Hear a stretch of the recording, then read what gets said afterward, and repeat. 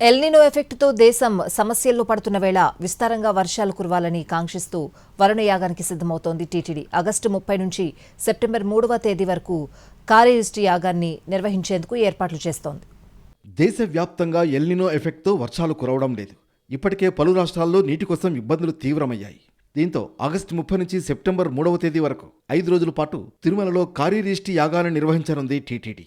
1990వ సంవత్సరంలో నిర్వహించిన విధంగా కంచికామకోటి పీఠాధిపతి జయేంద్ర సరస్వతి నేతృత్వంలో ఈ ఏడాది కార్యరిష్టి యాగాన్ని నిర్వహించనున్నారు.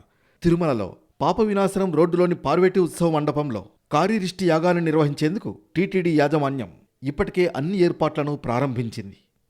కార్యరిష్టి యాగంతో అష్టదిక్పాలకులను, ఇంద్రాది సమస్త దేవతలను శాంతింపజేసి కరుణించేలా యాగాన్ని చేస్తారు. సాధారణంగా యాగకర్త, ఋత్వికులు శ్వేత వస్త్రాలను ధరించి పూజలు నిర్వహించడం ఆనవాయితీ.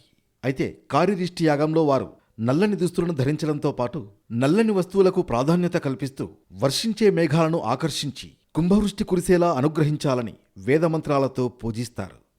వివిధ దేవతామూర్తులు కొలువుండే వివిధ రకాలైన ఔషధ మొక్కలు, ధాన్యాలతో దేవతామూర్తుల కరుణ కోసం ప్రత్యేకంగా హోమాలు నిర్వహిస్తారు. నల్లని మేఘాలు విస్తారంగా వర్షాలు కురిపించాలని వేదమంత్రోచ్చారణలతో మొదటి రోజు యాగాన్ని ప్రారంభిస్తారు. కార్యరిష్టి యాగాన్ని 2 వేదాలతో అనుసంధానంగా నిర్వహించడం జరుగుతుంది. ఇందులో భాగంగా వరుణుడి కటాక్షం కోసం కార్యరిష్టి యాగాన్ని, సమస్త దేవతల అనుగ్రహానికి పరిజన్య శాంతి జపం, పూర్ణ జపాలను నిర్వహిస్తారు.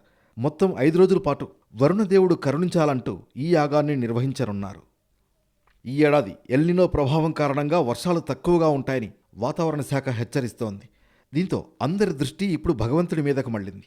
ప్రతి ఆలయంలో వరుణయాగం నిర్వహించాలన్న డిమాండ్ పెరుగుతోంది.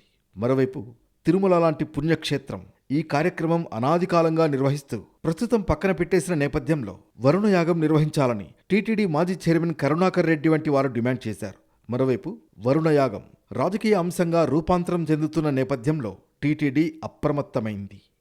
తిరుమల జలాశయాలలో ఉన్న నీరు మరో 180 రోజుల వరకు సరిపోతుంది. ఈ ఏడాది 2 బ్రహ్మోత్సవాలు ఉన్న నేపథ్యంలో నీటి వినియోగం పెరిగే అవకాశం ఉండడంతో టీటీడీ అప్రమత్తమైంది.